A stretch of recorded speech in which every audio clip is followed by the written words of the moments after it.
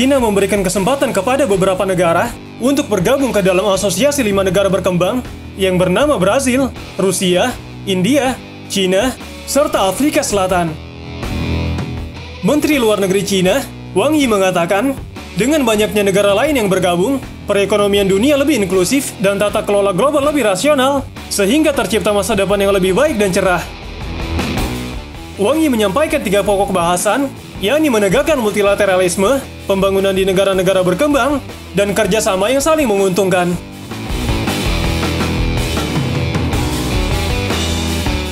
Menteri Luar Negeri Indonesia Retno Marsudi turut pula menghadiri pertemuan virtual antara Menteri Luar Negeri BRICS tersebut.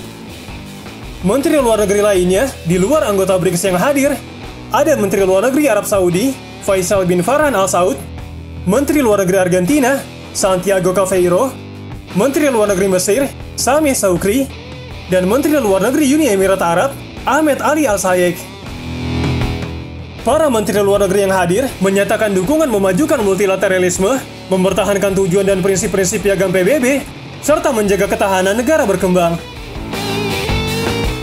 Solidaritas dan kerjasama harus ditingkatkan, membangun kemitraan pembangunan global, dan mendorong implementasi Agenda 2030 untuk pembangunan berkelanjutan.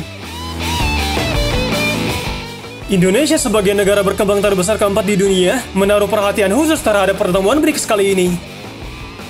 Dalam pertemuan Valdai Discussion Club yang digelar beberapa bulan lalu, Dino Pati Jalal, pendiri Foreign Policy Community of Indonesia, menyatakan Indonesia tengah mengembangkan hubungan dengan BRICS dan berkeinginan masuk ke dalam mekanisme tersebut, yang tentunya hal ini akan menguntungkan bagi BRICS.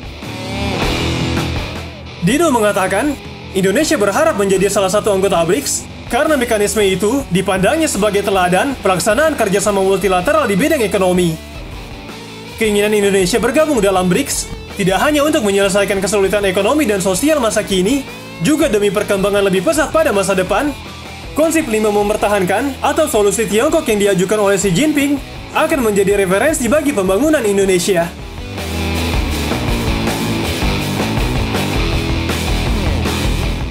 Xi Jinping dalam pidato virtual mengatakan perlunya mempertahankan multilateralisme untuk memelihara perdamaian dan kestabilan dunia, mempertahankan persatuan dan kolaborasi untuk mengatasi tantangan pandemi, mempertahankan keterbukaan dan inovasi untuk mendorong pemulihan ekonomi dunia, mempertahankan prioritas hajat hidup rakyat untuk mendorong pembangunan berkelanjutan global, mempertahankan pembangunan hijau yang rendah karbon untuk mendorong kelangsungan hidup rukun dan harmoni antar manusia dalam semesta ini.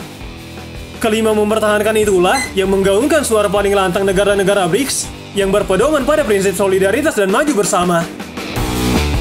Solusi Tiongkok yang tergambar dalam pidato pemimpin tertinggi Tiongkok tidak sebatas kesimpulan terhadap pengalaman sukses pembangunan Tiongkok, tapi juga dapat dijadikan referensi dan peluang bagi negara-negara berkembang, termasuk Indonesia, dalam prosesnya menyelesaikan masalah domestik dan melakukan kerjasama internasional.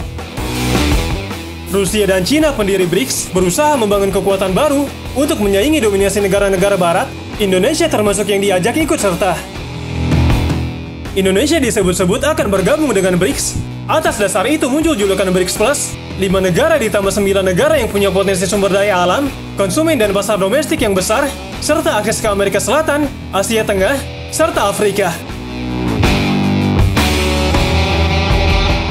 China sangat antusias dengan keikutsertaan negara lain. Kementerian Luar Negeri China menyatakan adalah penting untuk meningkatkan kerjasama antara emerging countries agar suara BRICS lebih didengar dalam menangani permasalahan dunia dan regional, bersatu menghadapi tantangan, menjunjung tinggi kepentingan bersama, seraya mengembangkan pasar emerging dan developing countries. Sebagai lazimnya sebuah asosiasi, para anggota BRICS saling memberikan kemudahan dalam fasilitas dan perpajakan, membuka akses lebih luas bagi kerjasama teknis, investasi, ilmu pengetahuan dan teknologi, kesehatan, energi transaksi keuangan dan perbankan, serta memerangi kejahatan lintas negara. Kerjasama ini juga berpeluang untuk beralih ke kerjasama pertahanan demi kepentingan negara anggota BRICS.